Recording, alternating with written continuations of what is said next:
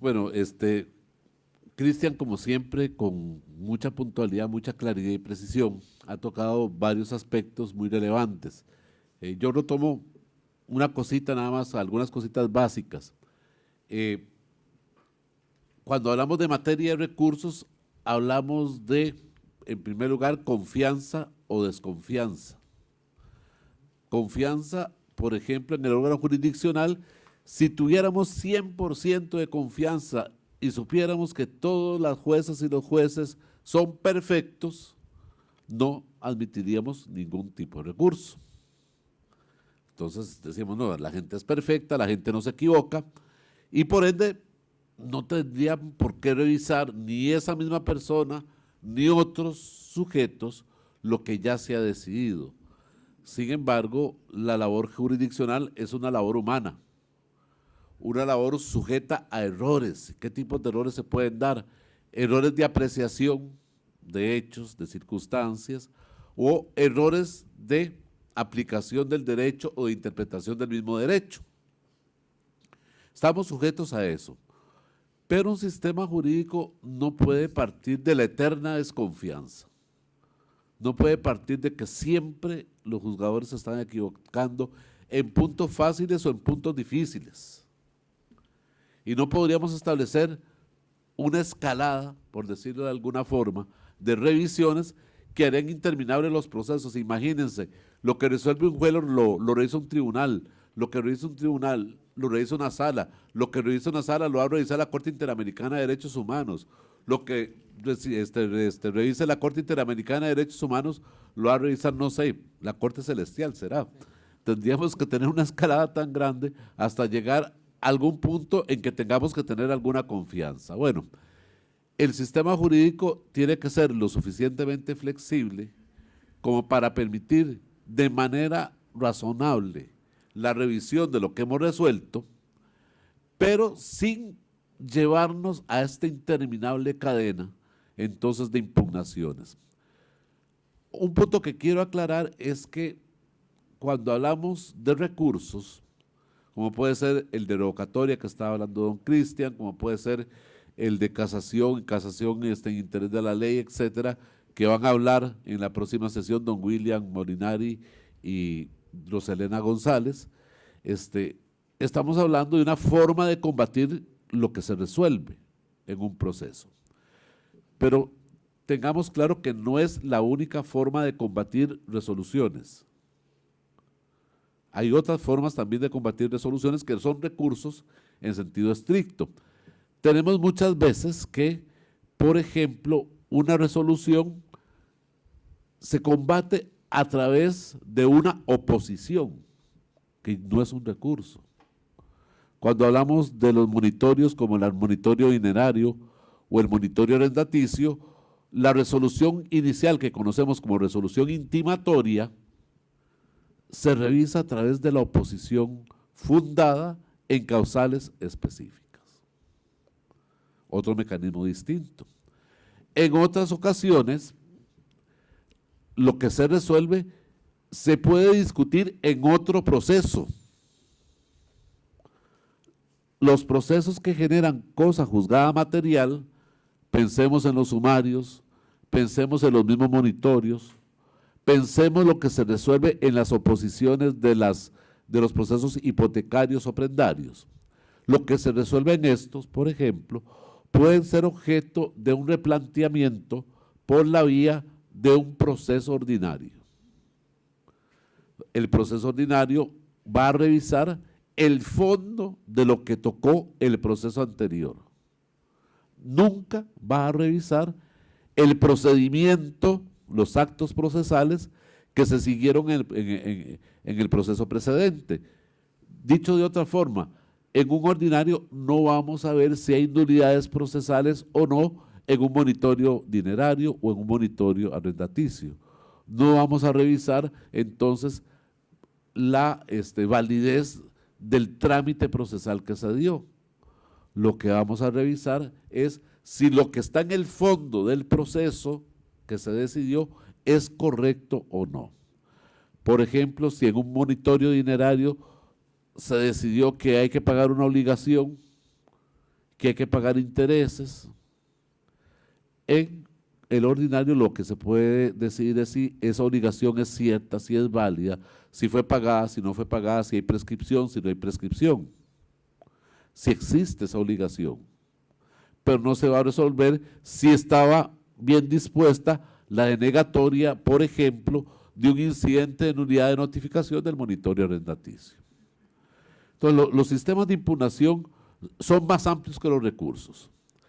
Incluso una sentencia que tenga eficacia de cosa juzgada material podría ser revisada en otro proceso que conocemos con el nombre de proceso de revisión. Ya no se usa el nombre de recurso de revisión, sino que dentro del código tiene la connotación que le da la doctrina moderna de acción de revisión, o sea, una demanda de revisión en sentido estricto.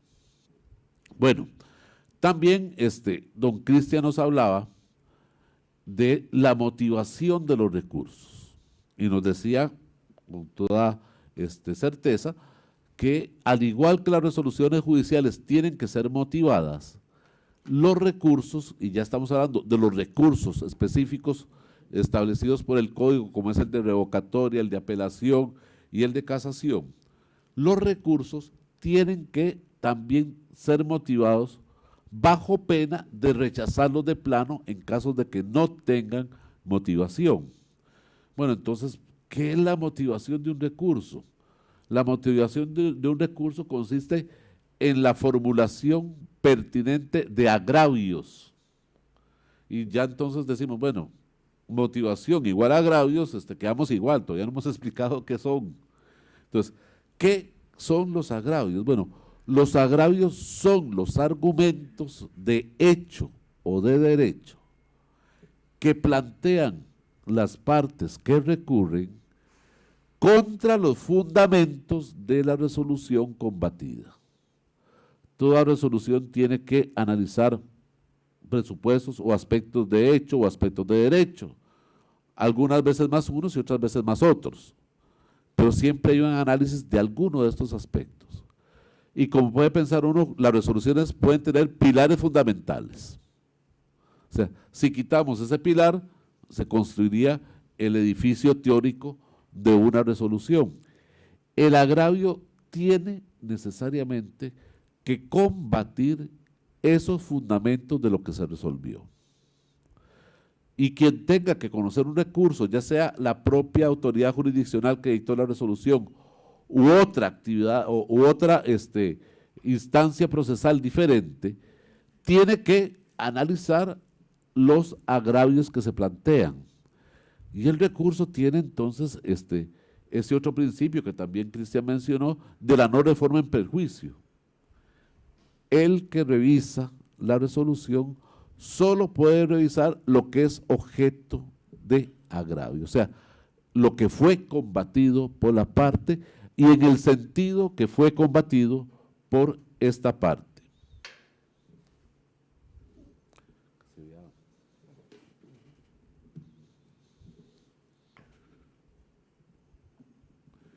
Desde ese punto de vista, entonces, no basta, como dice don Cristian, con decir, es que no estoy de acuerdo porque es injusta una resolución. Vean qué triste, por ejemplo, cuando declaran con lugar un desahucio o un monitoreo arrendaticio.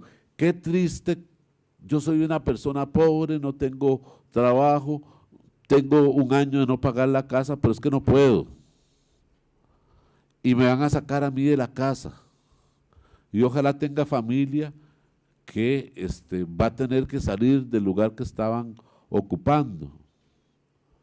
Bueno, está bien que eso puede ser un argumento, que es un argumento que socialmente y también desde un punto de vista sentimental puede tener efectos, pero no combate el fundamento de una resolución. O sea, el fundamento de la resolución es que usted tenía un arrendamiento de 150,000 colones por mes y tiene un año de no pagar esos 150,000 colones por mes y que conforme a la ley, eso es una causal para decretar el desahucio y específicamente por la vía del monitoreo arrendaticio o en otros casos por la vía del desahucio. Entonces no basta con decir algún argumento para decir que hay un perjuicio, sino que el agravio tiene necesariamente que dirigirse a los fundamentos de la resolución que se está combatiendo. Bueno, y eso es aplicable a todos los recursos, como es aplicable al recurso revocatoria que estaba analizando don Cristian, y como es aplicable al recurso de apelación, que es el recurso que vamos a comenzar a estudiar en estos minutos que nos quedan. Bueno, el recurso de apelación es un recurso que nosotros llamamos recurso vertical. El recurso horizontal sería el recurso de revocatoria porque es el mismo órgano jurisdiccional o una autoridad de su mismo nivel la que decide sobre la impugnación. Entonces, no levantamos la revisión a un grado superior de instancia, sino que se queda en la misma instancia donde se dictó la resolución combatida. Con la apelación y con la casación va a pasar también, el recurso se dirige a un órgano que jurisdiccionalmente tiene una posición de revisión superior al órgano que dictó la resolución impugnada. Don Cristian nos decía que en el recurso de revocatoria rige el principio de que todo auto, salvo disposición expresa en contrario, admite el recurso de revocatoria. Por ejemplo, no lo admitiría, para citar un caso, aquel que decide sobre una recusación. Ahí dice el legislador, mire, no tiene más recurso lo resuelto, ni siquiera el de revocatoria. Cuando hablamos del recurso de apelación, el principio se invierte. El recurso de apelación de los autos se rige por el principio de taxatividad. Solo los autos que el legislador expresamente estimó y enunció en una lista son los que admiten el recurso de revocatoria. Si ya vamos al recurso de apelación de sentencias, todas las sentencias, salvo las que admiten recurso de casación, son apelables. Dicho de otra forma, las sentencias que tienen apelación no tienen casación y las sentencias que tienen casación no tienen apelación. Entonces el sistema cambia. Antes estábamos en un sistema de que una sentencia podía tener apelación y después podía tener también casación, con una doble revisión vertical. Ahora las sentencias solo van a tener una revisión vertical, o tienen apelación o tienen casación. Bueno, ¿de qué depende? Depende del tipo de proceso donde se dicta la sentencia. Y la regla la simplificamos más. Solo las sentencias de procesos ordinarios de mayor cuantía o de cuantía inestimable que van a ser dictadas por los nuevos tribunales colegiados de instancia van a tener casación. Todas las demás sentencias, salvo disposición expresa de la ley, van a tener recurso de apelación. Y hay algunas que andan en el régimen concursal y también en el sucesorio, que es otro tema diferente, que van a tener directamente también el recurso de casación y no el de apelación. La sentencia que declara la quiebra o que declara la apertura del concurso civil de acreedores en materia concursal va a tener recurso de casación ante la sala segunda y no el recurso de apelación, para citar simplemente un ejemplo de sección. Bueno, los autos entonces son apelables cuando el legislador estableció expresamente el recurso con una norma de taxatividad. En cuanto a la operatividad del recurso, tenemos que decir que es el órgano que dicta la resolución apelable, en primer lugar, ante quien se presenta ese recurso. Si la dicta el juzgado civil de Limón, entonces es ante el juzgado civil de Limón que se presenta el recurso de apelación. Y en segundo lugar, que es el órgano que dictó la resolución quien se pronuncia sobre la admisibilidad del recurso. No es el superior, es el mismo inferior el que dice si admite o no se admite la apelación. En caso de que el inferior estime que el auto es apelable, que hay interés para apelar y que también se presentó en tiempo el recurso o bien también la sentencia, en ese caso procede la admisión del recurso. Se procede a dictar una resolución de admisibilidad, es un auto de admisión, el cual ex lege abre un plazo de 5 días a la parte apelante y a las partes apeladas para que hagan valer sus derechos ante el superior. Pero tomen en cuenta que ya el apelante tuvo que haber establecido sus agravios, tuvo que haber fundamentado su recurso. Y la parte contraria, en este plazo, ex lege, lo que va a hacer es combatir los recursos de la parte contraria, o sea, combatir los fundamentos de los agravios que fueron expresados. Entonces se puede tutelar de esta forma el debido proceso, sin que tengamos necesariamente que durar más tiempo en la tramitación.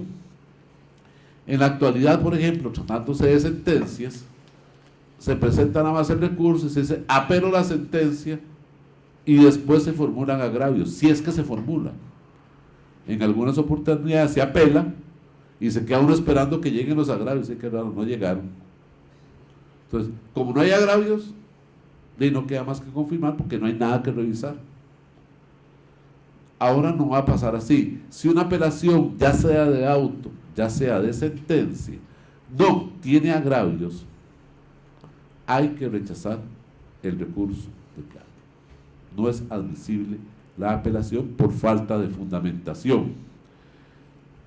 También tenemos que saber que tanto para la apelación como para la casación, y aquí me estoy adelantando lo que puede ser la próxima charla, pero vamos a mencionarlo por igual, son admisibles pruebas en segunda instancia con carácter estrictamente necesario. O sea, cuando sea estrictamente necesario, hay que admitir las pruebas que las partes propongan y eventualmente las que el tribunal estime estrictamente necesario que se deban de admitir. Hay un principio también de posibilidad oficiosa por parte de los órganos jurisdiccionales de requerir la prueba para cumplir con aquel principio de la búsqueda de la verdad establecido en el código. Eso sí, hablamos de prueba estrictamente necesaria que no pudo haber sido en principio ofrecida por la parte interesada, o que, aun siendo ofrecida, no se pudo practicar por razones diferentes o por razones ajenas a esa parte proponente. No se trata aquí de premiar la falta de cuidado o la inercia de las partes en la proposición o en la práctica de las pruebas. Hay que tener ese cuidado, porque si no, las partes estarían con libertad de decir, bueno, no ofrezco pruebas en la demanda o en la contestación de la demanda o en la reconvención o en la contestación de la reconvención, me voy quedando, y si pierdo el proceso, entonces me voy a ir a apelar o a presentar casación y a presentar todas las pruebas en esa instancia superior que corresponda para hacer valer mis derechos. No, el ordenamiento jurídico lo que quiere es que usted desde el inicio presente toda su prueba y que sea objeto entonces de controversia esa prueba. Esa prueba en segunda instancia, limitada estrictamente a lo necesario, también tiene, repito, como límite que no haya sido por culpa de la parte que no se haya podido practicar o que no se haya podido ofrecer oportunamente. La misión de un recurso de apelación en principio no tiene efecto suspensivo, y hablo en principio, y no va a depender del tipo de resolución que se apela, sino del contenido de la resolución apelada. Entonces, hay resoluciones que se apelan que por su contenido impiden continuar con la tramitación normal del proceso. Suspenden, por decir así, la tramitación normal del proceso, dejando de lado aquellas actuaciones que sean, por decir así, urgentes, como puede ser la adopción de medidas cautelares o tutelares que se tengan que adoptar en un determinado momento. Si hay una resolución que admite la incompetencia del órgano jurisdiccional en virtud de una cláusula arbitral, esa resolución no permite continuar con el proceso. Cuando se apela o se va en consulta, en este caso a la sala primera, en este caso el proceso no puede continuar a no ser de que la sala revise y decida que no es la jurisdicción arbitral, sino la jurisdicción ordinaria la que es competente para conocer del proceso. Otro caso en el que el contenido de la propia resolución produce una suspensión de lo decidido es el caso, por ejemplo, de una resolución que conceda como medida cautelar el otorgamiento de una garantía. Por ejemplo, en la ley de representantes de casas extranjeras se establece que la casa extranjera tiene que dar una garantía que satisfaga o cumpla con el principio de tratar de satisfacer eventualmente la condenatoria de lo pretendido en el proceso. Entonces puede ser que se pretenda una indemnización de $50,000 y el juez prudencialmente fijará un monto que pudiera cubrir lo que eventualmente pueda otorgarse en el proceso. Y la misma ley dice que en caso de que no se cumpla con lo pretendido, o sea, con lo garantizado, no se atenderá más a la parte demandada extranjera. Entonces, bueno, un problema delicado, porque imagínense, si no pago la garantía, no me oyen. Y pese a que muchos estimamos que en algún momento eso podía ser inconstitucional, ya la Sala Constitucional dijo que no había ningún problema, que no se le oye. Bueno, Cristian hablaba de que en principio las resoluciones que otorgan un plazo para cumplir con algo no suspenden ese plazo para ese cumplimiento. El hecho de que haya sido, por ejemplo, en este caso, apelada. Si la parte, por ejemplo, extranjera, la casa extranjera, apela la resolución que fija el monto por considerado exagerado, todavía hay que esperar a que se fije en definitiva ese monto para que se pueda dar la sanción, que es no atender las gestiones de la parte en el proceso. Aquí el efecto suspensivo lo da el contenido propio de la resolución. No es posible entonces aplicar la sanción, no atenderlo, hasta que no sepamos cuánto es el monto de lo que usted tiene que garantizar. Bueno,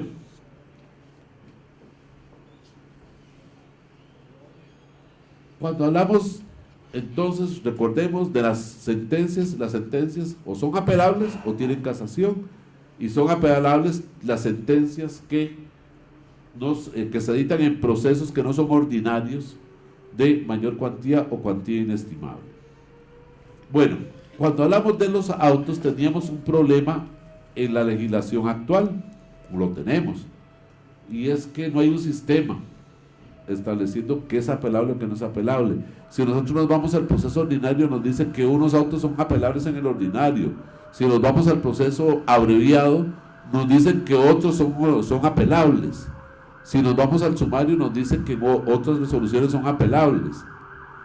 Y a veces nos cuestionamos, los autos apelables en un sumario son también apelables en el ordinario, que es el proceso que da más garantías. O los autos que son apelables en el abreviado son apelables en el ordinario porque supuestamente el ordinario es el proceso que da mayor amplitud y mayor garantía a las partes.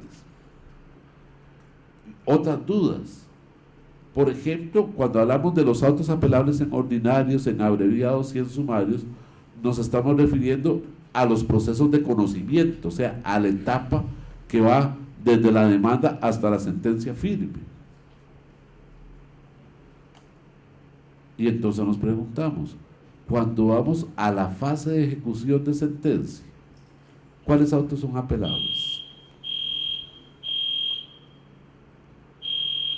Bueno, son apelables para algunos todos los autos en esta fase de ejecución de las sentencias.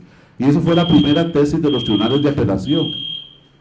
Teníamos una primera etapa con taxatividad de autos apelables y nos encontramos luego con una segunda etapa donde todo es apelable. Entonces, el proceso era rápido para dictar sentencia y se convirtió en una tortuga para poder llegar a la ejecución de la sentencia. Desde ese punto de vista, no tenía coherencia ni lógica el sistema.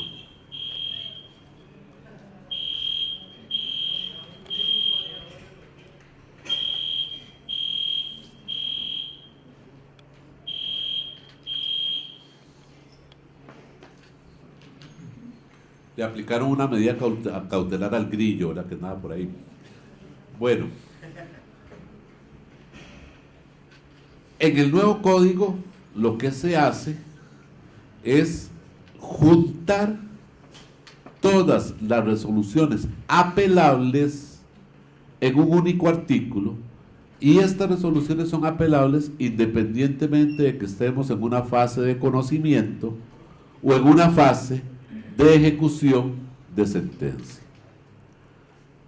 Alguien se puede asustar al ver la lista del artículo 67.3 pensando, Dios mío, casi todo es apelable.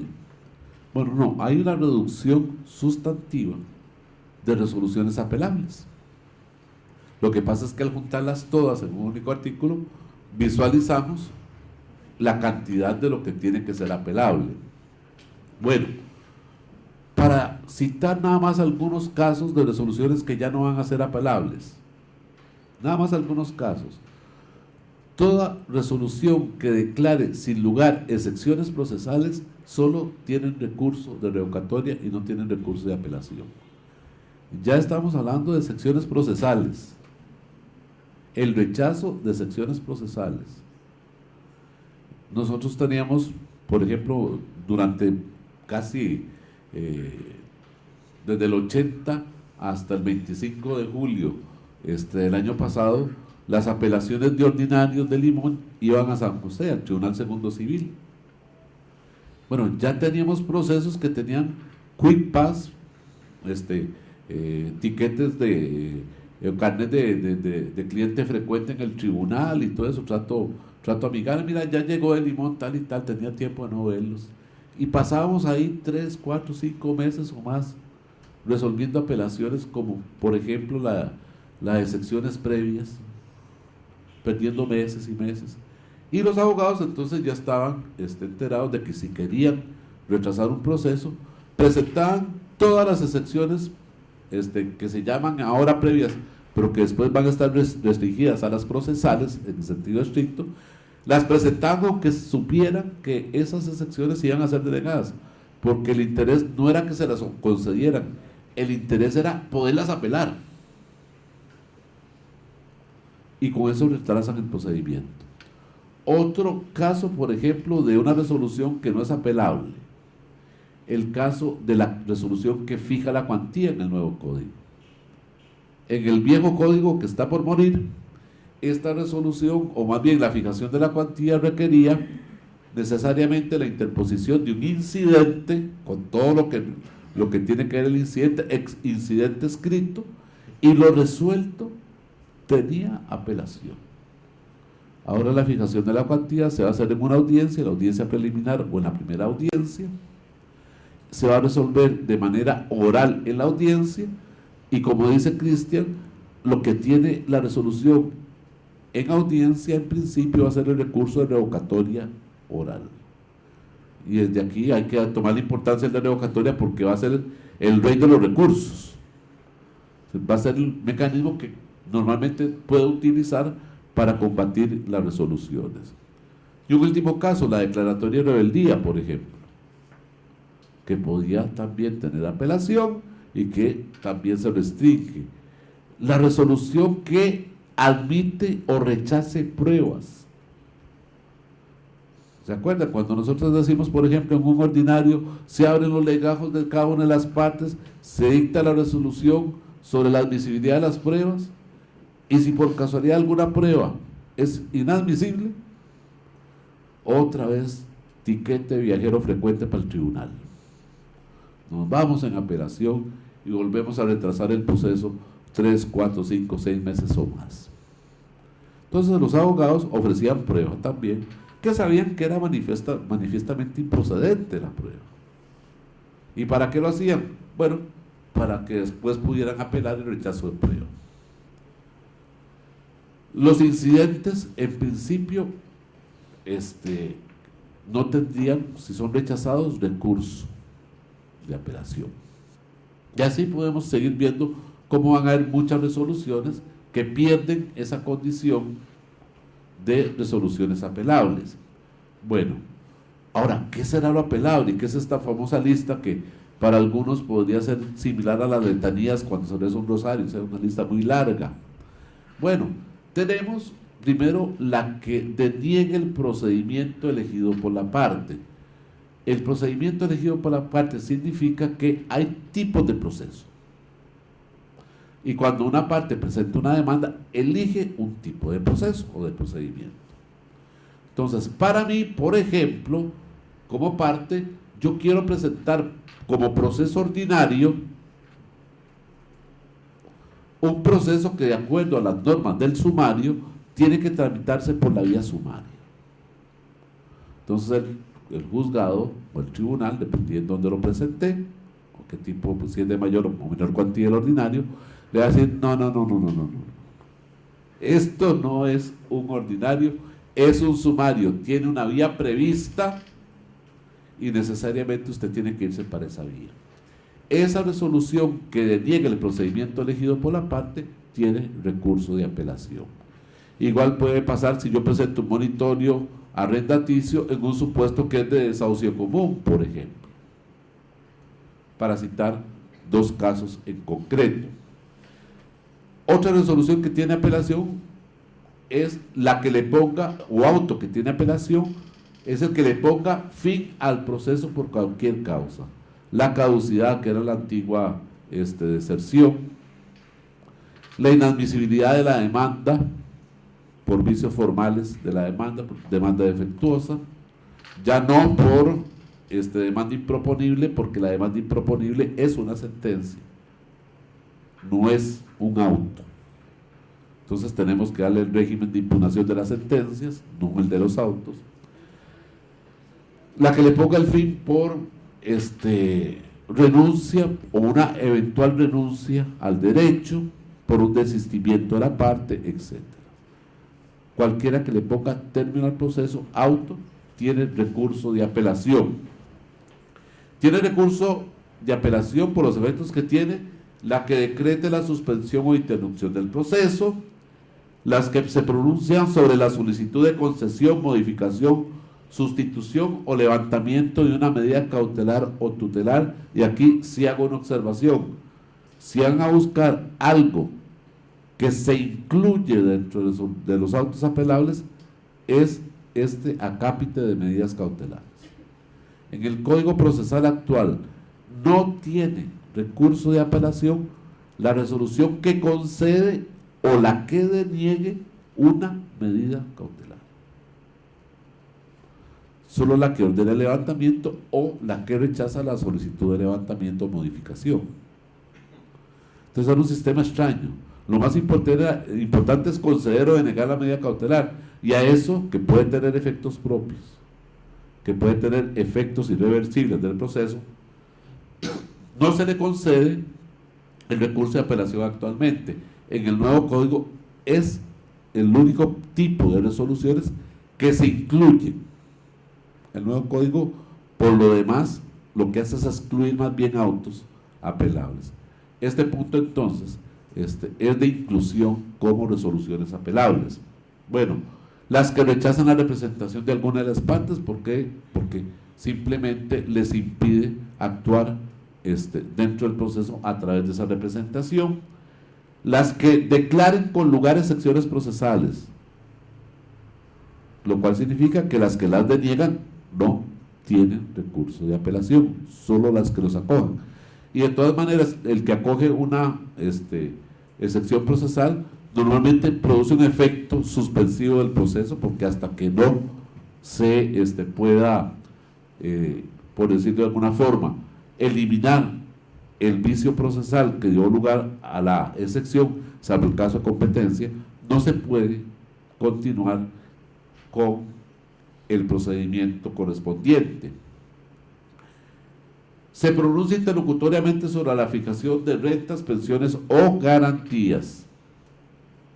Entonces, por ejemplo, la renta provisional en el sumario de reajuste de rentas, que es un sumario que tiene actualmente ya una aplicación muy restringida, ya los supuestos son casi inexistentes en estos momentos, pero bueno, la famosa renta provisional en materia de arrendamientos tiene recurso de apelación, y eso tenía ya un antecedente de la Sala Constitucional que estableció que sí, que efectivamente, aunque el Código Procesal anterior dijera que no tenía recurso de apelación, había que conceder el recurso de apelación a esta resolución que decreta rentas provisionales. Lo mismo pasa sobre pensiones o garantías. Y lo de pensiones tiene que ver mucho con la aplicación supletoria de este código en la materia de familia, pero también en derecho sucesorio puede ser que se reclame el pago anticipado de alimentos de algún heredero, y eso también tenga esta misma naturaleza, y debamos concederle también el recurso de apelación. Y garantías como cuáles, como con la garantía que eventualmente se pida en una medida cautelar, o la contragarantía que se rinda para levantar la medida cautelar. También tiene recurso de apelación la que decían sobre la intervención de sucesores procesales o de terceros, sucesores por causa de muerte, sucesores por cesión de los derechos litigiosos, sucesor por disolución, ahora que está de moda, ¿verdad? El tema de la disolución sobre todo de sociedades mercantiles por el no pago de impuesto a las sociedades anónimas, etcétera. También la que resuelva la participación del tercero, si yo me constituyo el interviniente o no, lo cual es una demanda, o puede ser una coadyuvancia a una demanda, lo que pueden ser las tercerías dentro del proceso, que los procesos que tengan embargos, etcétera. Las que resuelvan sobre el desistimiento y la transacción, si se quisiera nada más que tuviera apelación la que acoge el desistimiento y la transacción, no habría necesidad de dar puesto esta causal, porque estaría en una resolución que le pone término al proceso. Pero aquí va más allá, es la que resuelva en cualquier sentido, acogiendo o denegando el desistimiento y la transacción.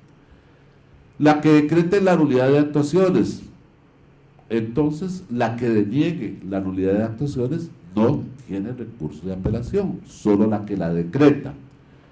La que emita pronunciamiento sobre el fondo de un incidente, salvo que denieguen la nulidad de la notificación de una nulidad procesal alegada, en cuyo caso, si deniega la nulidad, solo tiene recurso de revocatoria.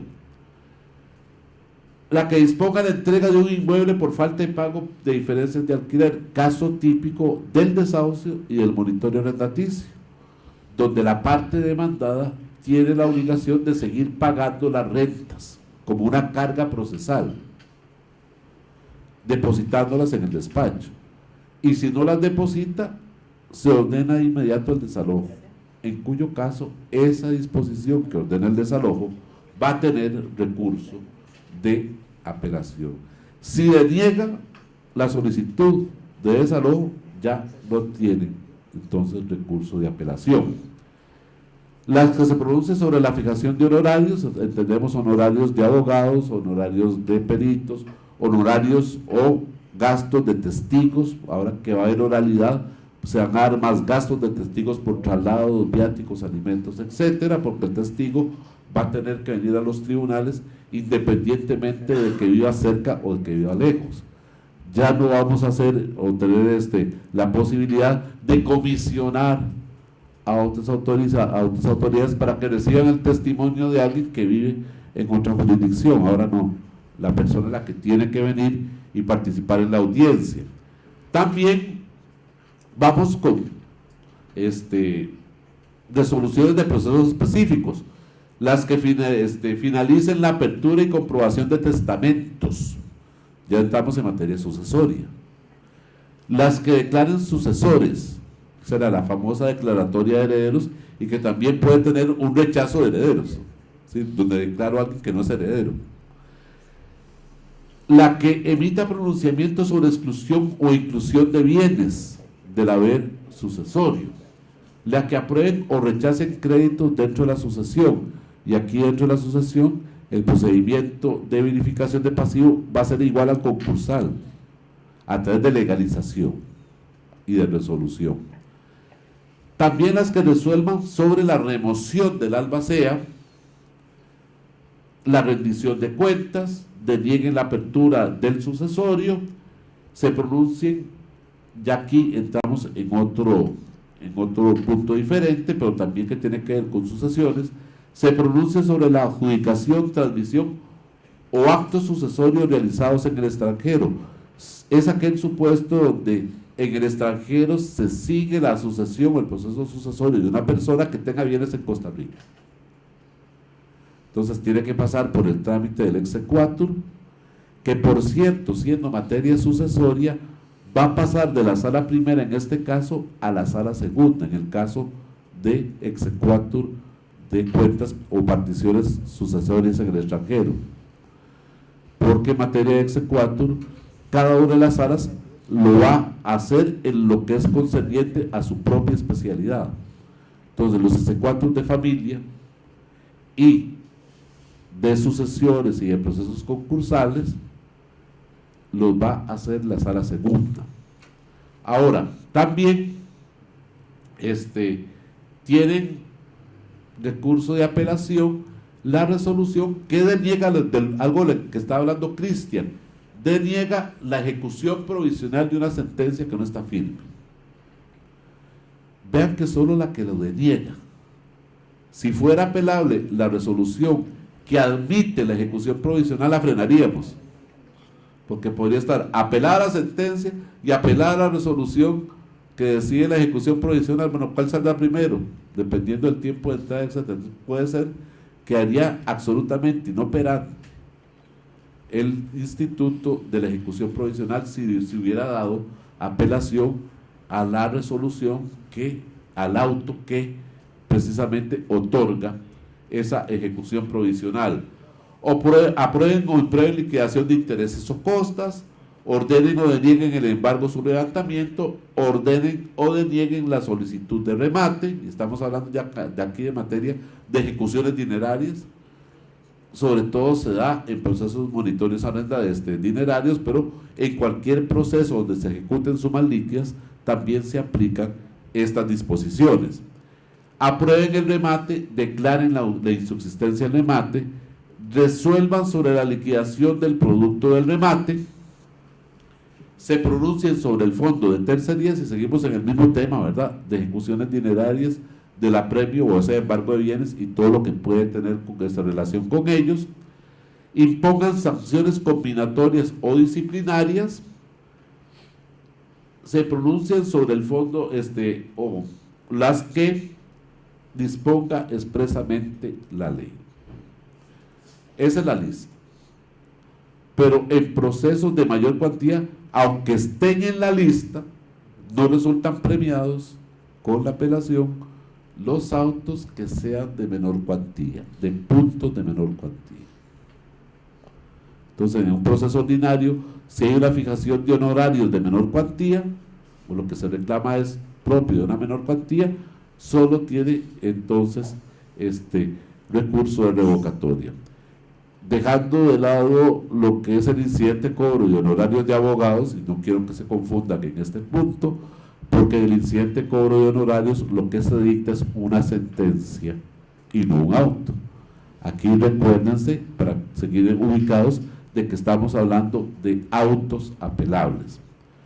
Entonces, esta limitación la tiene el código porque dice, tal menos importante en el proceso de mayor cuantía, estar además revisando autos que son sobre puntos de menor cuantía. Tenemos que decir también que un procedimiento o una forma de tratar de minimizar la suspensión de las audiencias y que eventualmente apelaciones vayan a frustrar la continuidad de una audiencia, es lo que conocemos con el nombre de apelación diferida. Yo siempre le he dicho a don Jorge, porque siempre desde que discutíamos en la elaboración del código le decía, esto es una estafa, Jorge, esto es una estafa, esto va a ser dificilísimo que se dé en la práctica. Bueno, y les voy a decir porque yo considero que va a ser difícil que en la práctica se dé. Tiene que, o se trata de la apelación de autos que estén en la lista de autos apelables, pero esos autos, o también sentencias anticipadas que se dicten, tendrían que apelación diferida cuando son dictados en la audiencia de prueba. O sea, en la única audiencia o en la audiencia de prueba. Y ya básicamente ubicar de la lista que hemos visto autos en la audiencia de prueba que tengan apelación es súper difícil. Entonces, ya por ahí surge una limitación muy grande en cuál sería la apelación diferida. Podríamos discutir de si tal supuesto o tal otro. Algunos dicen, bueno, y si resulta que la única audiencia se acoge una sección procesal, entonces yo diría, bueno, disculpe, si ya se acoge una sección procesal no es una apelación diferida, porque el acogimiento de la sección procesal produce como efecto la terminación del proceso. Entonces tendríamos que ir a una apelación ordinaria para ver si el proceso continúa o no, y esa audiencia ya no se pudo continuar por el efecto eventual que va a tener el acogimiento de la excepción procesal. Entonces, más bien, acoger la excepción procesal impide la continuación de la audiencia. Bueno, en todo caso, por eso se dice que no procede la apelación diferida cuando el auto recurrido tiene efectos suspensivos. Si el auto recurrido no tiene efectos suspensivos, entonces sí podría tener apelación diferida. También se dice que cuando exista un auto apelable que no tenga efectos suspensivos en esta audiencia de pruebas o en la única audiencia de un proceso, en ese caso la apelación tiene que darse ahí mismo, no dentro del plazo de 5 días, sino que tiene que apelarse ahí mismo. Y ahí mismo, en ese mismo momento, de manera inmediata, el órgano jurisdiccional tiene que admitir o no admitir la apelación. Podría no admitirla, diciendo, no, usted no está apelando diferidamente un auto que no tiene recurso de apelación, no está dentro de la lista. Entonces, no le admito la apelación. Si la admite, entonces se dice, se admite la apelación con efecto diferido. ¿Ok? También esa apelación diferida, lógicamente, tiene que darse con los argumentos, con los agravios que combatan lo que fue resuelto. Bueno, ¿qué pasa? Bueno, se admitió la apelación en forma diferida, ahí quedó. Si podemos ser así un poco gráficos, quedó en un limbo. Entonces, es una apelación diferida que queda ahí divagando como un alma en pena.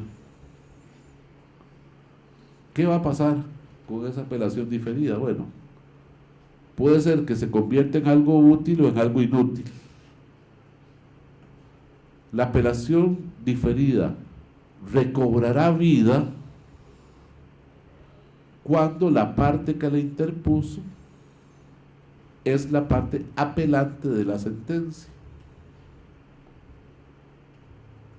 Y a su vez manifiesta al apelar a la sentencia que mantiene la apelación diferida que ha presentado en la audiencia de pruebas o en la única audiencia. Entonces, ya tienen que darse todo ese supuesto. La parte que interpuso la apelación diferida es la parte vencedora, o más bien la parte apelante que recurre a la sentencia, y en segundo lugar, que decide mantener la vigencia de la apelación diferida. Puede ser que ya no tenga interés en la apelación diferida. Entonces, cuando se admite la apelación de la sentencia, el superior tiene que revisar la apelación diferida y después la apelación de la sentencia. Bueno, ¿y qué pasa? Nos preguntamos, si quien había apelado diferidamente fue parte vencedora. Bueno, si fue parte vencedora, no podrá apelar la sentencia, porque carecería del presupuesto de interés para apelar. Entonces uno dice, que ahí quedó peor que alma en pena, ¿verdad? Ahí quedó guindando casi al borde del agujero negro, ¿verdad? La apelación diferida, dando vueltas, esperando a ver qué pasa. Bueno, apela la parte contraria a la parte que había presentado una apelación diferida.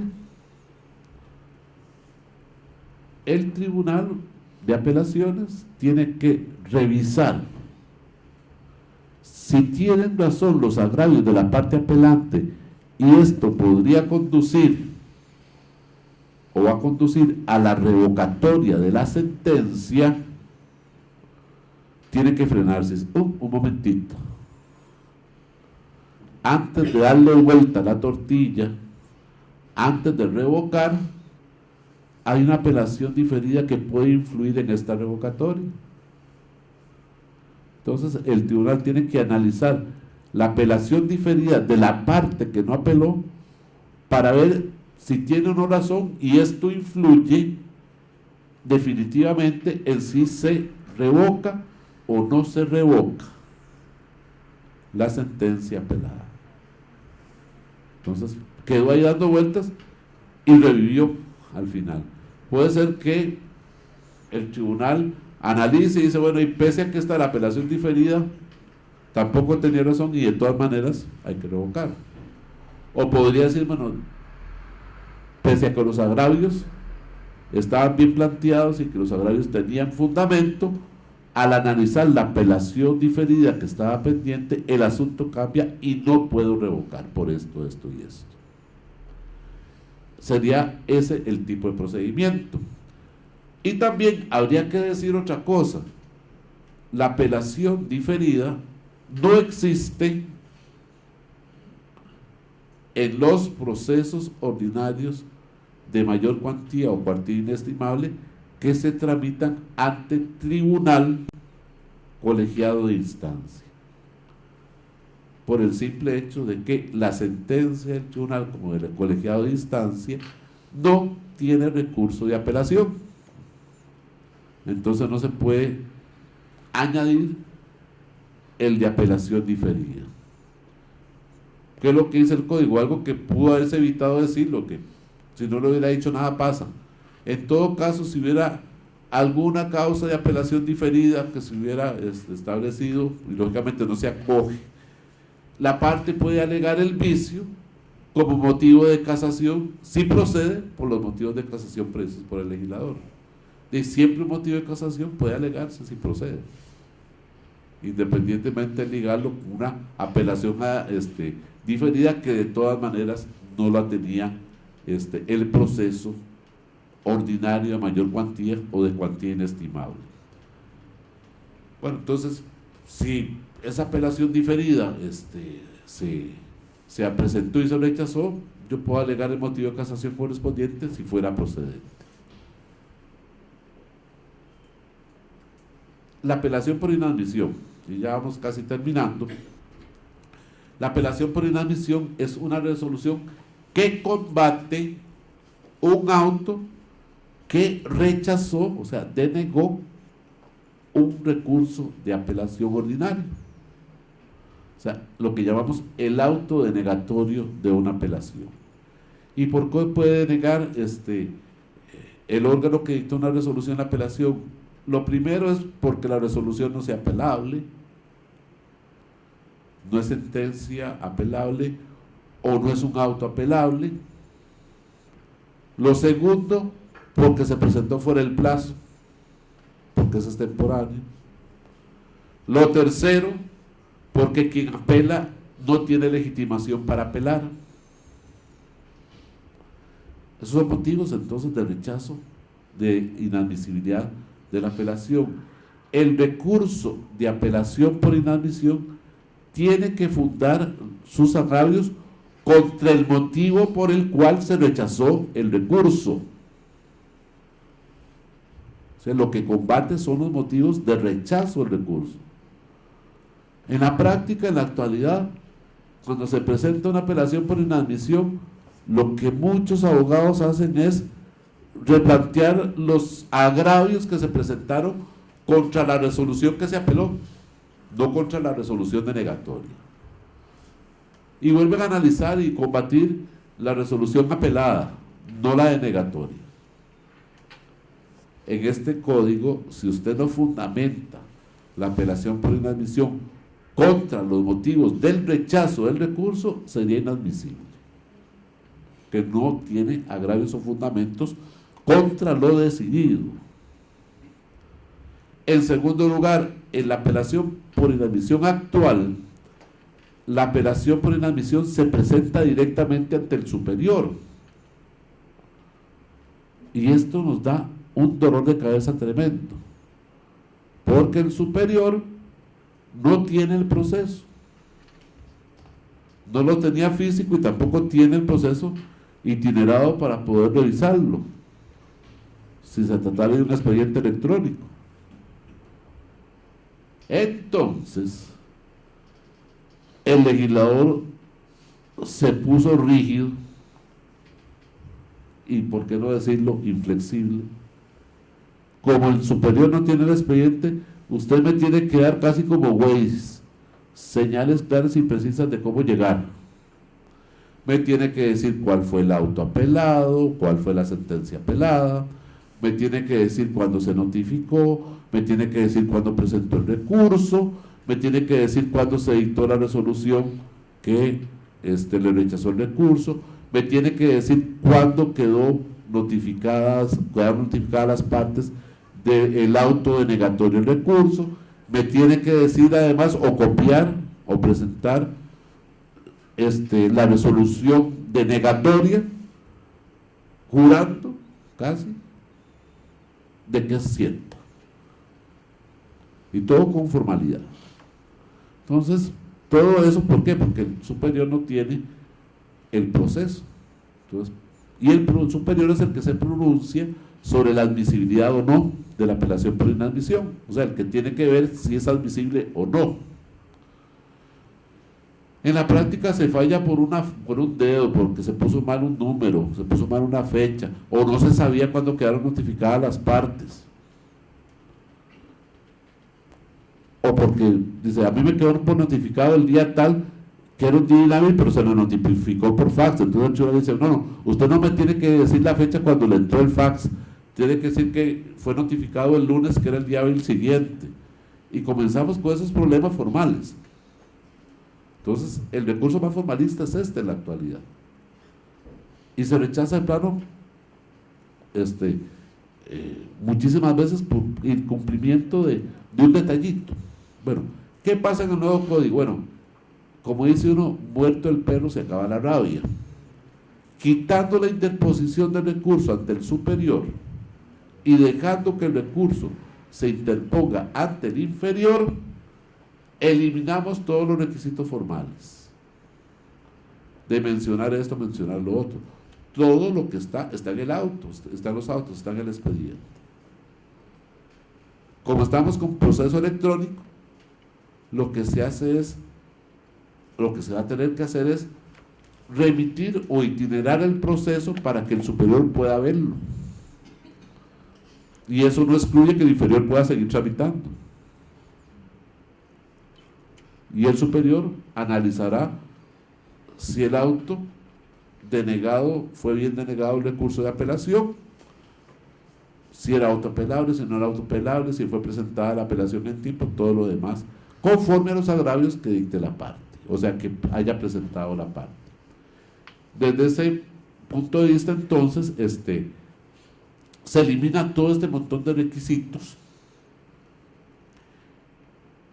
El código también establece que la apelación por inadmisión debe presentarse en audiencia de manera inmediata, si fuera audiencia en el plazo de 3 días, y que si el Tribunal Superior, o sea, el Tribunal de Apelaciones admite la apelación, esa admisión de la apelación es ex lege o significa el emplazamiento de las partes para hacer valer sus derechos dentro del plazo de 5 días. No tiene que devolver el procedimiento, o sea, el expediente al inferior para que el inferior proceda a citar y emplazar a las partes. Ya de una vez el superior, la resolución del superior tiene ese efecto de citar ex lege a las partes. Entonces aquí se van eliminando, por decir así, resoluciones y se concentró la apelación por inadmisión también. Si se trata de la apelación por inadmisión de una apelación diferida, entonces tendría que ser alguien presente una apelación con efecto diferido en la audiencia, ¿se acuerdan? Y en la audiencia se le rechaza la apelación, en la audiencia la parte tiene que presentar apelación diferida contra el rechazo de su recurso de apelación. Entonces, la apelación por inadmisión de ese auto también queda con efecto diferido. Será, si se apela la sentencia, que el superior primero va a tener que decir si es admisible o no la apelación, y si es admisible, entrarla a conocer antes de entrar a conocer la apelación de la sentencia. Bueno, esto puede sonar un poquito tal vez complicado, pero lo que hace más bien es acortar tiempos y eliminar retrasos en el procedimiento de apelación que se tiene. Bueno, esto en términos generales serían las características más importantes de la apelación, y se me olvidaba mencionar una: se elimina la apelación adhesiva. Como decía un estudiante mío, la apelación poxipol. Bueno, ¿qué pasaba con esta apelación adhesiva? Con esta apelación adhesiva lo que sucedía es que solo una parte apelaba, o había una partes apelantes, y había otra parte que aunque hubiera perdido algo en lo decidido, o sea, parte de lo resuelto le fue adverso, se había querido quedar creditita o se le olvidó apelar. Una de dos. Entonces, como la otra parte apeló, entonces la parte apelada que había perdido algo y no quiso apelar, dice: ahora sí, aquí estoy, me guindo. Como la parte contraria apeló, me adhiero a la apelación de la parte. Bueno, no, un segundito. Ya terminológicamente estamos mal.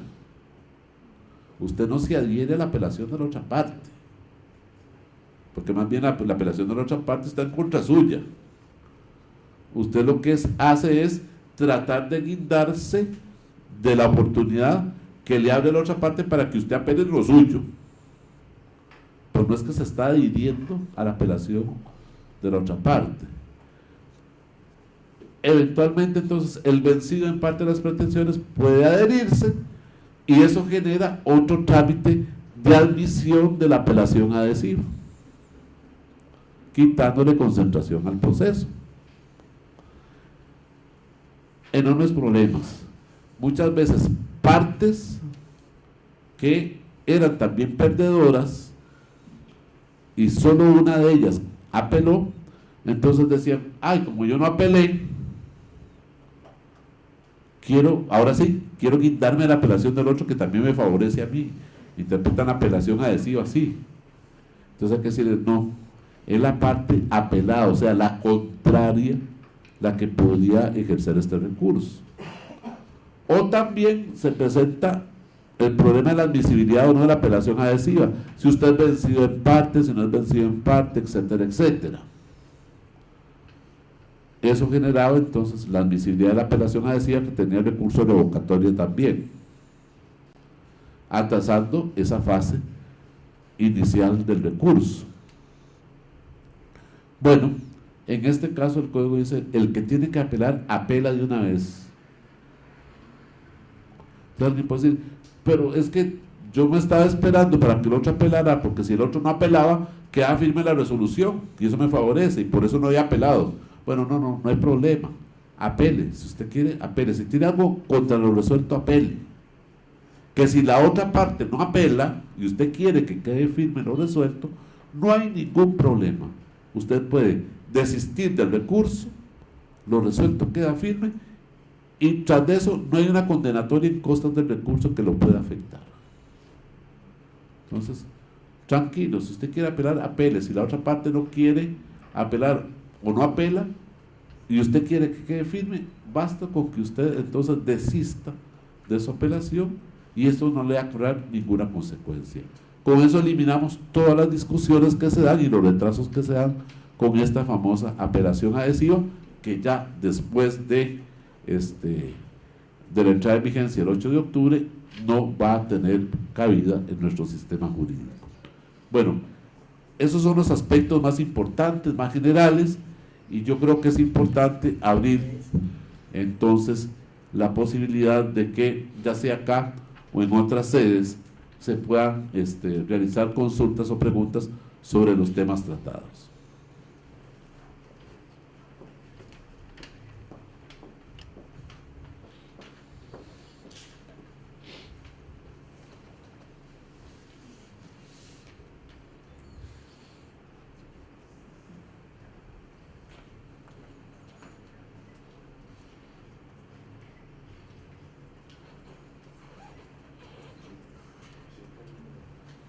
Bueno, muchas gracias a don José Rodolfo y a don Cristian.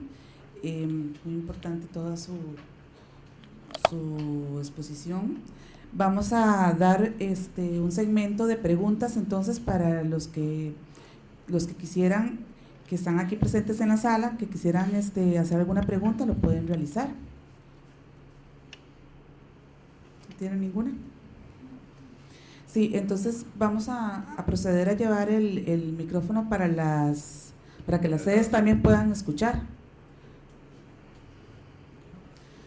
¿Puede acercarse, por favor?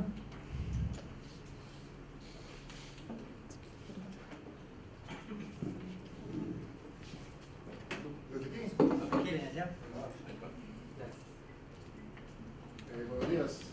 Buenos días.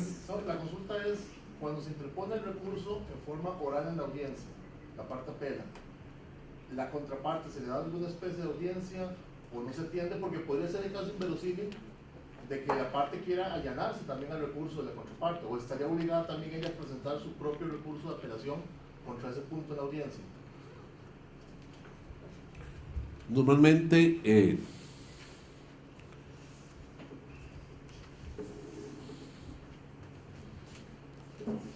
gracias Luis Esteban por la pregunta, muy interesante, porque normalmente en la fase de interposición del recurso y de admisión del recurso no hay un contradictorio previo con la parte contraria que está en el proceso. Si usted, por ejemplo, en una apelación escrita, usted presenta el recurso de apelación, no es que se le da audiencia del recurso de apelación a la parte contraria para que se pronuncie antes de la admisión del recurso de apelación. Eso generaría un retraso. Bueno, ¿qué puede pasar? Por ejemplo, Y estoy hablando del procedimiento escrito o la apelación escrita para referirme también a la apelación entonces en audiencia. ¿Qué es lo que puede pasar? Bueno, que el tribunal o el juzgado, según sea tribunal colegiado de instancia o el juzgado, recibe el recurso, analiza los presupuestos de admisibilidad y se pronuncia, por ejemplo, admitiendo el recurso de apelación. Eso es un auto. Contra ese auto, ¿qué recurso podría caber? El de revocatoria. Entonces la otra parte lo que le puede decir es al juez o tribunal: mire, señor juez o tribunal, usted entró y admitió un recurso y falta tal presupuesto, falta el interés para apelar, no es un auto apelable, no es una sentencia o se dictó fuera del plazo, etc. Entonces la vía del contradictorio de la parte contraria es precisamente el recurso revocatorio. En audiencia va a ser más rápido, pero va a ser lo mismo. ¿Sí? Me presentará el recurso de apelación, el tribunal analizará en ese momento si se dan los presupuestos y se pronunciará, y la parte contraria dice: un segundito, si usted la admite, señor juez, presenta un recurso revocatorio en audiencia inmediatamente porque falta tal y tal requisito de admisibilidad del recurso. ¿Ok? Ahora, la admisibilidad del recurso obviamente no se refiere a la discusión del punto recurrido, porque en caso de que se admita una apelación, será dentro del emplazamiento que las partes pueden hacer valer sus derechos, y la parte apelada va a decir: bueno, en cuanto al fondo no procede por esto, lo otro, y hará valer sus derechos. Pero no existe un trámite previo a la declaratoria de admisión en que deba darse la audiencia ni por escrito ni en audiencia oral a la parte contraria para que se refiera a la admisibilidad del recurso. Entonces, pero sí puede combatirlo de esa forma con recurso revocatorio.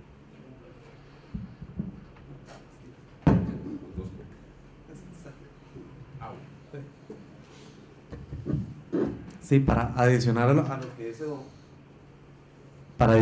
que dice don José con respecto a esta pregunta, que es muy interesante. Cuando se diseña un modelo procesal, siempre se discute cada gestión que se presenta, cada alegación que se hace, ¿verdad? Tenemos que darle audiencia a la parte contraria para que se refiera o no. Y en realidad, esto que es, desde un punto de vista amplio, uno podría entenderlo como una máxima del debido proceso y contradictorio, que ambas partes se puedan referir y que luego se resuelva. Eso siempre tiene que ser matizado. Vamos a ver, el debido proceso tiene que ser utilizado de manera racional, ¿verdad? Dependiendo de lo que se esté discutiendo. Vamos a ver, no todo lo que se alegue de manera escrita o oral en un proceso tiene que ser discutido por ambas partes antes de ser resuelto. Hay cuestiones que, por ser meramente accesorias, meramente incidentales, meramente de trámite, o que incluso puedan ser acogidas o rechazadas de plano, dada la evidencia, ¿verdad?, de que la gestión es afortunada o es desafortunada, también el proceso debe fluir de tal forma que se resuelva de una vez. Esto lo puede ver uno con varios ejemplos. Cuando uno habla del proceso ordinario, generalmente el proceso ordinario va a tener más posibilidad de que ejerzan un contradictorio las partes en relación con lo que se gestione para que luego se resuelva, tanto así que es el proceso que por antonomasia, por definición, incluso se le genera una etapa de audiencia contraprueba a la parte actora para que se pueda referir a lo que establece la parte demandada. Cuando vamos a cuestiones incidentales o ejecuciones de sentencia, otro tipo de procesos, esa audiencia contraprueba a veces no la vemos visible. Entonces uno dice, ¿qué es? ¿Que hay más debido proceso en unas cosas que en otras?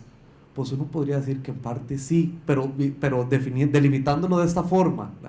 Es decir, entre más relevante o trascendente sea el punto que se debate o se discute, generalmente la normativa procesal establece un contradictorio previo a que se resuelva. Entre más accesorio o tenga una menor trascendencia jurídico-procesal para las partes, lo que se esté resolviendo, o sea algo meramente de trámite, se puede resolver de una vez sin necesidad de ejercer ese contradictorio. Ahora, lo que los jueces resuelvan sin que se le haya dado la palabra a la parte contraria primero, va a tener recursos generalmente, ¿verdad? Si es un auto, se podrá impugnar. No es que no hay debido proceso del todo, ¿verdad? Una forma de ejercer el debido proceso por las partes es recurriendo, no necesariamente refiriéndose al punto antes de que se resuelva. Esto es como para hacer una noción general. Imagínense que en un interrogatorio el abogado de la parte demandada levanta la mano, se pone una pregunta y que siempre haya que escuchar a ambas partes. Puede ser que se ponga una pregunta porque le diga al juez, señor juez, me pongo esa pregunta porque es evidentemente sugestiva, el abogado o la abogada le está sugiriendo al testigo lo que tiene que responder, y para el juez o la jueza es evidente que es cierto. ¿Para qué le va a dar la palabra a la parte contraria? Las audiencias se podrían generar, o los trámites procesales interminables, y no cumplir con esa fluidez y con esa necesidad de agilizar el trámite del proceso. Entonces, además de que la dirección del proceso debe tomar en cuenta esos factores, también el legislador los toma. En cuanto al recurso de apelación, pues el recurso de apelación se admite o no, de acuerdo si cumple con los presupuestos de admisibilidad, que en todo caso, si se admite, tendría que ser resuelto por el fondo, por el superior, después, si la pregunta está encaminada a una audiencia oral.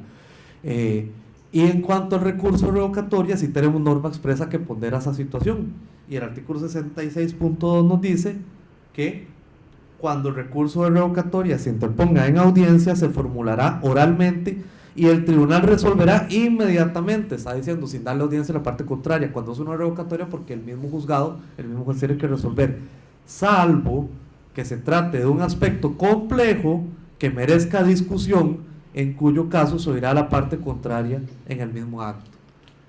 Por eso hice la introducción al propio, ¿verdad? Porque entonces aquí estamos viendo que el sistema tiene que ser flexible. Si el punto amerita que lo discutan ambas partes, entonces le damos entrada, pero de manera excepcional, a ambas partes. Si la revocatoria admite acogerla de una vez, porque es evidente que la parte tiene razón, el juez no necesita darle audiencia a la parte contraria primero. Y si la puede rechazar de plano, porque es evidente que la parte no tiene un motivo fundado para plantear su agravio, la puede rechazar de plano sin escuchar a la parte contraria. Entendiendo eso sí en la revocatoria, igual que como lo dijo don José con el auto, que lo que se resuelva sobre la revocatoria es un auto. Si se acogió la revocatoria, entonces está dictando una nueva resolución, y entonces eso sí tendría revocatoria también. Si lo que pasó es que el juez, sin darle audiencia a la parte contraria, rechazó de plano la revocatoria, ahí no procede que haya recurso de revocatoria contra una revocatoria, porque si no, caemos, ¿verdad?, en el contrasentido de que se presenta una revocatoria contra el rechazo de una revocatoria, y entonces luego viene una revocatoria contra el rechazo de la revocatoria, el rechazo de la revocatoria, y haríamos el sistema interminable, y evidentemente ese no es el fin. Además de que cuando se rechaza una revocatoria no se está modificando el criterio valorativo del juez, y por ende no tiene por qué discutirse por una segunda vez. Lo que sí pasa, al contrario, cuando se acoge una revocatoria, porque ahí sí se está emitiendo una nueva decisión. Perfecto. ¿Alguna otra pregunta?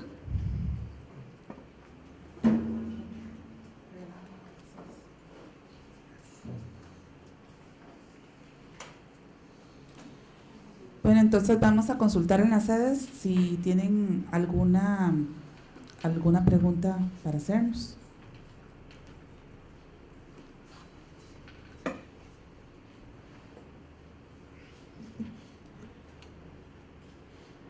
En el primer circuito judicial de San José, ¿tienen alguna pregunta?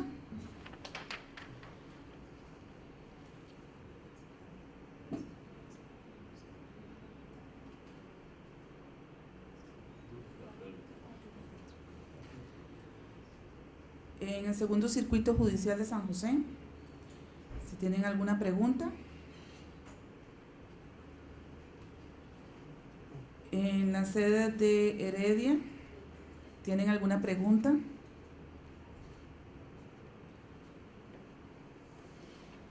En la sede de Guapiles, ¿alguna pregunta? A la sede de Punta Arenas. Sí. Estamos con la sede de... Buenos días. Buenos días. ¿De cuál sede? Disculpe. Punta Arenas, bueno. De puerta a puerta estamos. Es la licenciada Silvia, ¿cómo les va? Bien bonita, Silvia, ¿cómo está? Gracias a Dios, bien. Casi no pudimos escuchar, hay mucha interferencia. ¿Cómo nos escuchan ustedes a nosotros? Por el momento, bien. Ok.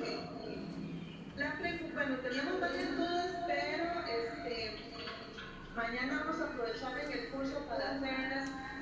Pero por ahora queríamos preguntar si en el artículo 67.4, en el último párrafo, que dice que no se admite la apelación diferida cuando la resolución de la sentencia tiene casación, dice, sin embargo, la parte podrá hacer valer la inconformidad de recurrir contra ella si lo alegado constituye motivo de casación. Sí. Yo sé que usted dijo ahora que lo de la casación se va a ver en la próxima exposición, pero la duda es si sería únicamente el tema de prueba, porque viendo, yo creo que sería casi que lo único que admitiría que se haya elegido un medio innovador, que la parte no está conforme, que se haya admitido, Bueno. y que lo haya reservado, y que como no cabe apelación diferida, diga, bueno, voy a ir a la sesión a hacer ese reclamo. Bueno, cabe indicar que en materia de prueba no tiene recurso de apelación ordinaria y mucho menos diferida la resolución que admite prueba ni la que rechaza. Ninguna de las dos tiene recurso de apelación. Entonces no sería un supuesto de apelación diferida. Tendría que ser un recurso establecido sobre un punto procesal que tenga casación y que eventualmente la denegatoria de ese punto se constituya en violación del debido proceso, que estaría cobijada por la causal primera del recurso de casación por la forma, en el artículo 69, punto 2, que establece en los motivos procesales del recurso de casación. No es un aspecto de prueba. Yo por eso les decía que es prácticamente difícil encontrar un presupuesto de una resolución en audiencia de prueba o en audiencia única que tenga recurso de apelación, precisamente de una resolución dictada dentro de la audiencia, que además no tenga efectos diferidos y que eventualmente haya que reservar. Son pocos o casi contadísimas las excepciones que habría que buscar con pinzas para poder establecer esta apelación diferida. Pero definitivamente en materia de prueba no. En materia de prueba no, porque eventualmente ni el rechazo ni la admisión de prueba admiten apelación ni diferida ni ordinaria. Podríamos pensar en una sentencia anticipada parcial dictada en la audiencia, que esa sí tendría efecto diferido. Por ejemplo, una sentencia que se dicte parcialmente por un supuesto allanamiento y la parte diga, no, yo no me allané, yo estuve conforme con los hechos pero no con la pretensión, entonces quiera recurrir la sentencia, pero en pruebas no. Sí, entonces ahí la duda que nos surge es, y entonces el punto 5 de 6.9.2, pero entonces vamos a esperar la próxima exposición. Sí, pero ya sería una casación directa y no por vía de apelación diferida. Sí, es cierto que si una sentencia se funda en medios ilegítimos, tendría casación directa, sin necesidad de una apelación diferida. Perfecto. Muchas gracias a Punta Arenas, a Cinia, y saludos de Puerto, desde Limón hasta Punta Arenas. Muchas gracias. Pérez Celedón, ¿tienen alguna consulta? ¿En Quepos tienen alguna consulta? Sí. En Goicoechea tenemos una consulta. En Goicoechea, bueno, perfecto. Adelante, gracias. Sí, señor.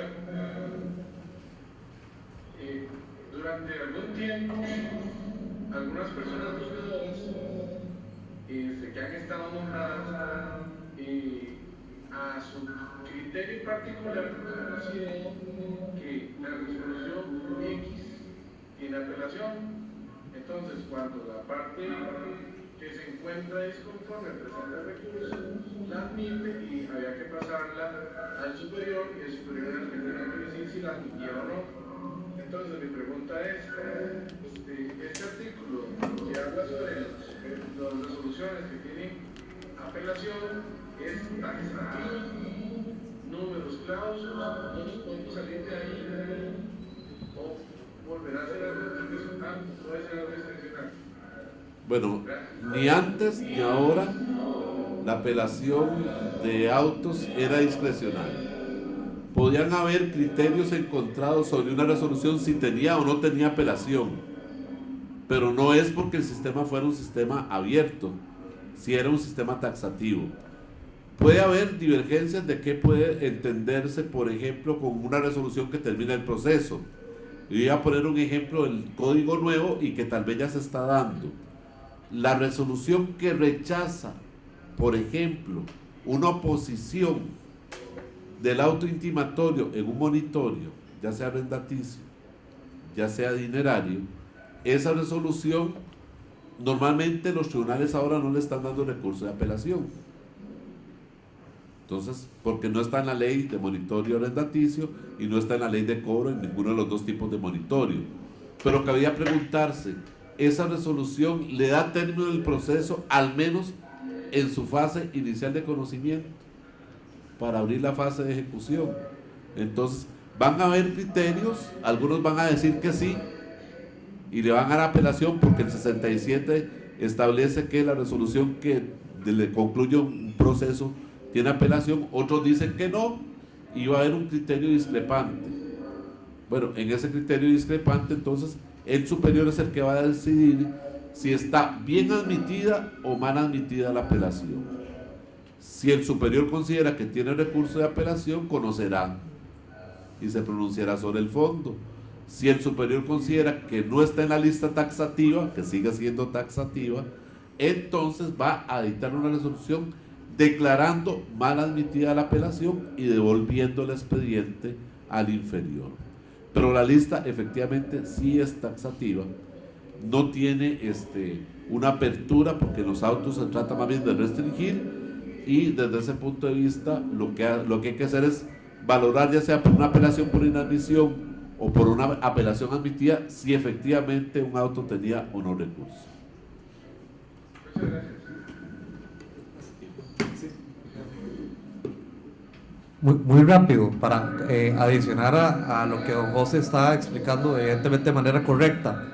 Lo que uno espera con el diseño de la ley, tal y como está redactado el código, es que esas posibles discordancias entre qué tiene apelación y qué no, ¿verdad?, porque se diseña así al propio, disminuyan.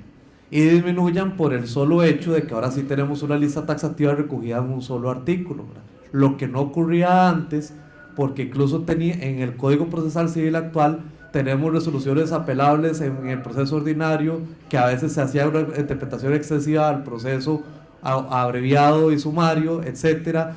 Teníamos una lista de resoluciones apelables, o tenemos, porque lo estoy diciendo como si ya no estuviera vigente, pero todavía está vigente hasta el 8 de octubre. Tenemos una lista de resoluciones apelables en el monitorio arrendaticio y en la ley de cobro judicial, pero quedaba la duda si se integraba o no con el Código Procesal Civil. En materia probatoria teníamos resoluciones apelables en el capítulo de prueba, pero inserto en el proceso ordinario, y se generaba la lista si funcionaba igual en otro tipo de procesos. Y ya el nuevo código, ya por estructura, diseño legislativo hecho así a propósito, ya por lo menos va a aminorar esas discordancias de criterio que pueda haber entre juzgados de primera instancia y juzgados de primera instancia con los tribunales de apelación por haber una lista taxativa. Solamente aclarar algo, ¿verdad?, que hay que estar pendientes que si hay leyes futuras especiales que establezcan otras resoluciones apelables, habría que complementar la lista del 67.3, y que en materia concursal sí tenemos normas especiales vigentes en el Código Procesal Civil actual que establecen resoluciones apelables para esa materia fuera de la lista que está en el 67.3. En la materia concursal no fue regulada por el nuevo Código Procesal Civil. Eso explica lo que yo estoy diciendo, ¿verdad? Entonces tenemos otras resoluciones apelables en esa materia fuera de la lista de las que contiene el 67.3 por ahora, mientras no las incorporemos al nuevo Código Procesal Civil o a una ley concursal que se cree, que se diseñe de manera unificada y se recoja en un solo artículo. Nada más recordar, el 67.3 al 32 específicamente habla de que tienen recurso las resoluciones expresamente previstas por la ley, o sea, dando esa posibilidad que otras leyes también establezcan otros autos que sean apelables.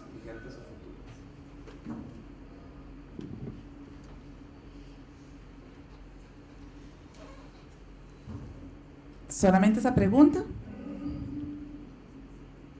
¿Para los señores de Goicoechea? Sí, correcto. Muchas gracias por la respuesta. Bueno, gracias a ustedes.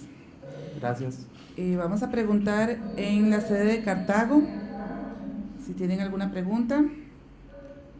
En la sede de Alajuela.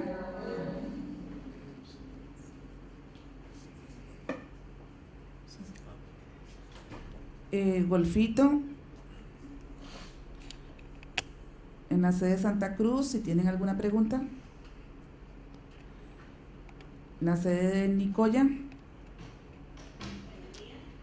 Sí.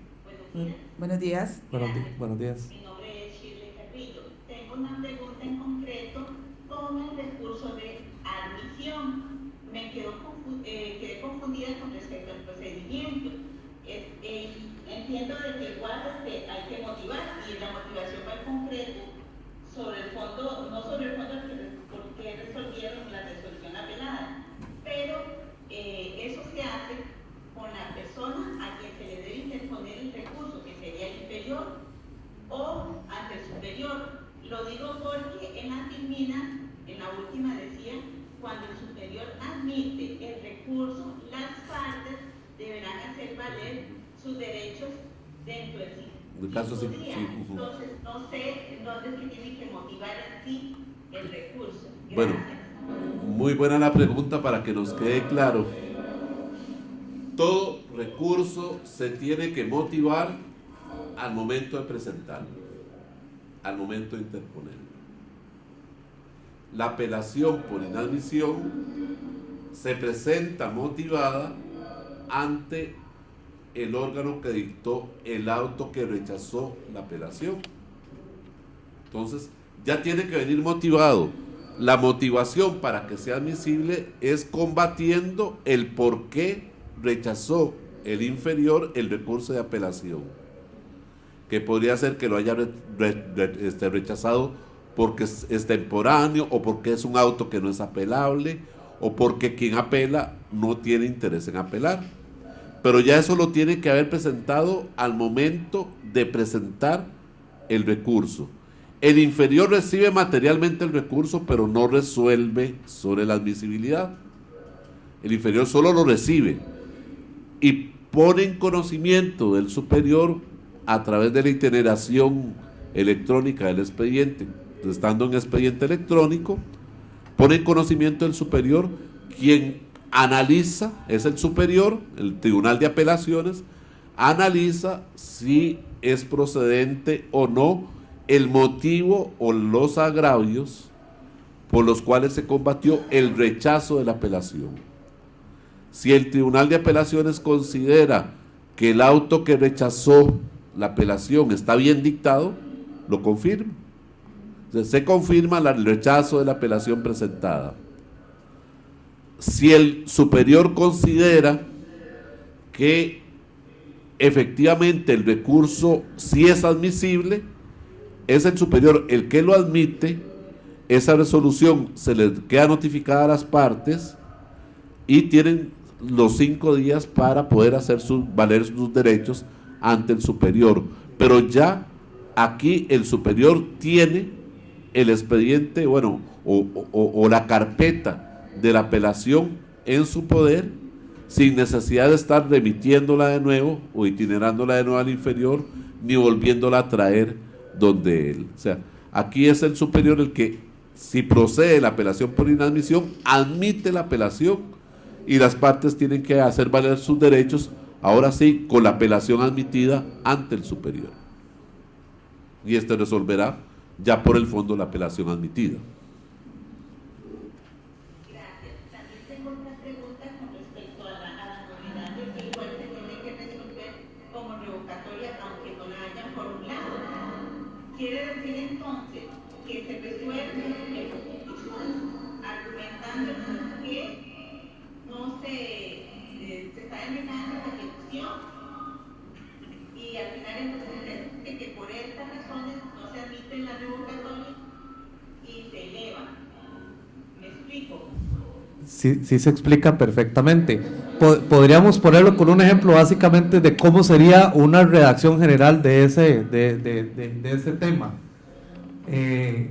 Presentado recurso de apelación, ¿verdad?, por parte del actor o la demandada contra la resolución de las tales horas y de tal día, ¿verdad?, y siendo que se trata de un auto que también es impugnable a través del recurso revocatorio según el artículo 66.1 del nuevo Código Procesal Civil, ¿verdad?, de acuerdo con el artículo 66.3 de esa misma ley que fue el que ahí hicimos alusión, ¿verdad?, se resuelve los agravios presentados por la parte apelante a través de un recurso de revocatoria de la siguiente manera, y entonces ahí el juzgado va a tener que exponer si admite o no los motivos de agravio para revocar lo resuelto o si los rechaza para confirmar lo resuelto.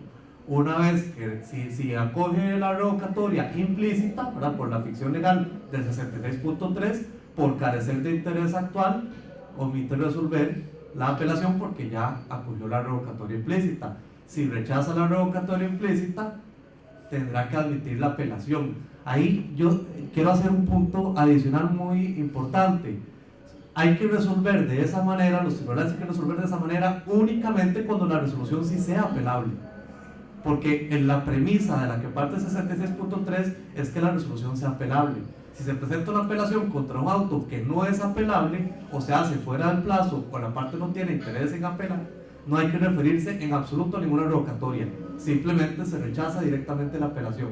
Pero si la resolución sí admite recurso de apelación y cumple con todos los presupuestos, solamente ahí tenemos que entrar a conocer la revocatoria de manera implícita por imperativo legal del 66.3.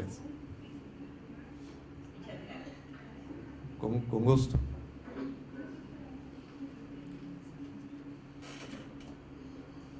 Muchas gracias.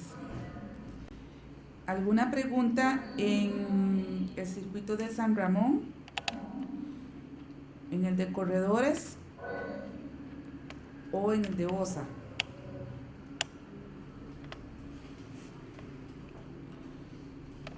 Bueno, como no tenemos ninguna otra pregunta, entonces daríamos por finalizado, ¿verdad?